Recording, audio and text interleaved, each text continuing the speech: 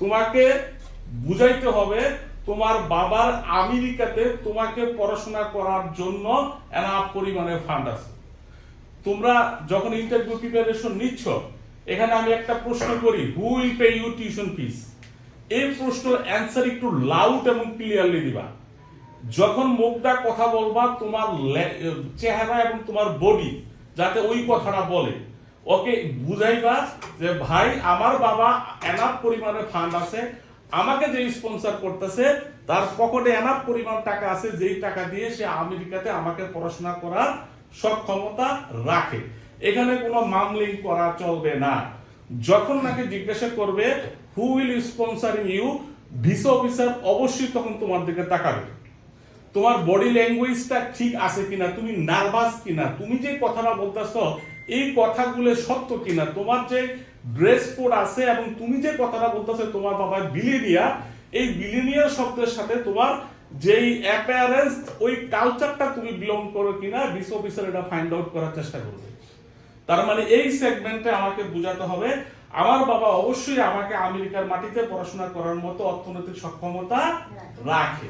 এখানে এমন কোনো কথা বলা যাবে না যেটা দিয়ে ভিসা অফিসার কনফিউজ হয়ে যায় আদৌ তুমি আমেরিকাতে গিয়ে পড়াশোনা করার সক্ষমতা রাখো নাকি রাখো না।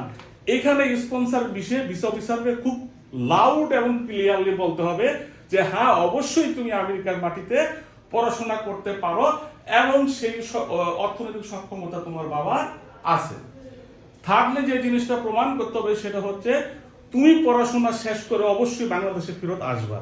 তুমি যে ক্যাটাগরি ভিসার জন্য আবেদন করতেছো মনে রাখবা এটা একটা নন ইমিগ্রেন্ট ভিসা, যার উদ্দেশ্য হচ্ছে আমি আমেরিকাতে যাব, আমি পড়াশোনা করব এবং পড়াশোনা করার সক্ষমতা আছে এবং পড়াশোনা শেষ করে আমি বাংলাদেশে ফেরত আসব।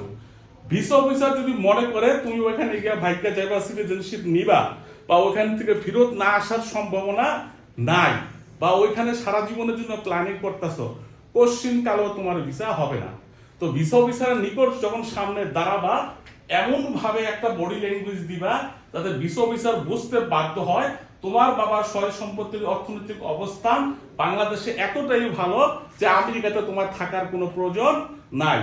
আমেরিকাতে তুমি $2000-3000 জন্য কামলা দিবা না, তার চেয়ে ভালো ফিনান্সিয়াল সক্ষমতা তোমার বাবার আছে। তুমি বাংলাদেশে আইলে তার চেয়ে আরো বেশি টাকা ইনকাম করতে পারবা। এর জন্য ভিসা অফিসার যাতে মনে করতে বাধ্য হয় যে অবশ্যই ওই আমেরিকাতে বাংলাদেশে তোমার ইনকামটা অনেক অনেক বেশি। বিষয়টা বুঝতে পারছি? এই তিনটা মূল ফ্যাক্টর উপর তোমাকে ভিসা অফিসার ভিসা দিবে নাকি দিবে না তার ডিসিশন দিবে। তোমাকে সর্বোচ্চ সময় দিবে 2 থেকে 2.5 minute, not more than that. এই 2 মিনিটের মধ্যে প্রমাণ করতে হবে তুমি আসলে একজন জেনুইন স্টুডেন্ট এবং তোমার বাবা তোমাকে আমেরিকার মাটিতে পড়াশোনা করাইতে পারবে এবং অবশ্যই পড়াশোনা শেষ করে তুমি তোমার দেশে ফেরত আসবা। যে কোনো প্রশ্ন ইমোশনালি অ্যান্সার দিবা না।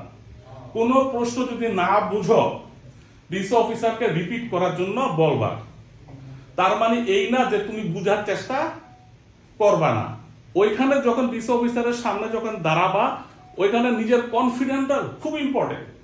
ভিসা অফিসারের সামনে দাঁড়ানোর আগে hello officer, how are you doing today, এমন একটা ভাব নিবা যে সে তোমার ছোটবেলার বন্ধু। ভয় পাওয়ার কোনো কারণ নাই। তোমার যদি সর্বোচ্চ ক্ষতি হয় সেটা হচ্ছে তোমার ও ভিসা দিবে না, এটাই তো। তো এই চ্যালেঞ্জটা তোমরা গ্রহণ করবা। এরকম হয়েও না যে এম্বাসির সামনে থেকে হাতটা কাঁপাকাঁপি শুরু হয়েছে, ভিতরে গিয়ে সেন্সলেস হয়ে পড়ে গেছে। এই কর্ম কিন্তু কেউ করল না। তো ডকুমেন্টেশনের সাথে ওরা কিচ্ছু দেখবে না। ওরা DS-160 যে অ্যাপ্লিকেশন ফর্মটা ফিল আপ করছো এই তথ্যের বেসিসে ও ওদের যে একটা ডিপার্টমেন্ট আছে ওই ডিপার্টমেন্টের কাজ হলো DS-160 ইনফরমেশন গুলাই গবেষণা করে তোমার সামনে একটা রিপোর্ট উপস্থাপন করা, যেটা ভিসা অফিসারের সামনে ওর কম্পিউটারের মধ্যে থাকে। তোমার যদি ব্যাংক স্টেটমেন্ট ফেক হয়, তোমার যদি IELTS এর ডকুমেন্টেশন ফেক হয়, তোমার যদি একাডেমিক রেজাল্ট ফেক হয়, এই বিষয়টা ফাইন্ড আউট করতে ওর জন্য সময় লাগবে সর্বোচ্চ 20 সেকেন্ড। তুমি যে DS-160 এর মধ্যে তথ্যটা দিলা আমার বাবা আমাকে স্পন্সর করতেছে, এখানে তোমার বাবার নাম জন্ম তারিখ কিন্তু দিয়ে দিছো। তোমার বাবার ভোটার আইডি কার্ড দিয়ে ও সার্চ করলে ফাইন্ড আউট করতে পারবো বাংলাদেশে কোন ব্যাংকে কত টাকা আছে। তো এখানে মিথ্যা বলার কোনো সুযোগ নাই। এখানে যে দেখবা যে অনেক ভালো ভালো স্টুডেন্ট ভিসা পায় না, আবার তুলনামূলকভাবে অনেক দুর্বল স্টুডেন্ট ভিসা পেয়ে গেছে। এটা কারণটা কি? কারণ হচ্ছে খেলা 2 থেকে 2.5 মিনিট, এর মধ্যে যাতে তোমার কথাবার্তা একটু চটপটে ছেলেবেলে এখানে খুব ভালো করে, ওখানে গিয়ে বেকুব সাজবা না। আমার থেকে কি দরকার, আমার থেকে তুমি পুঙ্খানুপুঙ্খানু ভাবে সেটা বুঝে নিবা। হোক সেটা I-20, হোক সেটা তোমার ইন্টারভিউ প্রিপারেশন, হোক সেটা কোনো ধরনের ডকুমেন্টেশন। কনফিউশন থাকলে আমি এখানে সকাল 8টা থেকে সন্ধ্যা 8টা পর্যন্ত থাকি।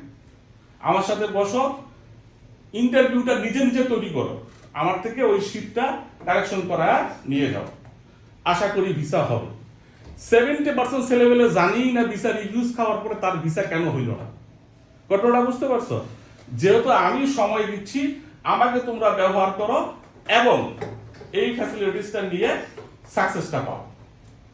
বিষয়গুলো বুঝছো সবাই? কারো কোনো ইস্যুজ আছে?